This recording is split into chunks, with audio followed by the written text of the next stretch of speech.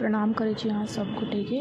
तो अहाँ के हमर मिनी ब्लॉग में स्वागत है। जेना कि आइ वट सावित्री के पूजा छलै, तो ई वट सावित्री के पूजा ले हम, हमर सासू माँ, हमर चाची सास हम सब गेल रहिए।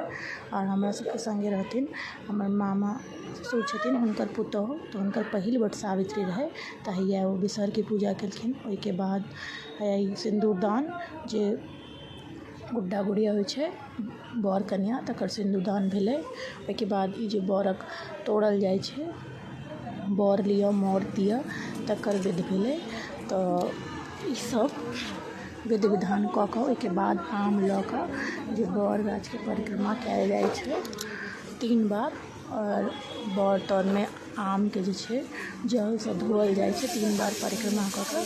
इससे हम, चाची और हमर मामा ससुर के पुतोहु छथिन, जिनकर पहिल रहे से हम सब परिक्रमा केलिए। ओइके बाद ओ जे पियर धागा होइ छै तकरा लऽ कऽ परिक्रमा कयल जाइ छै। तो हमर माँ और चाची पहले कऽ लेलखिन, ओइके बाद हम करै छियै।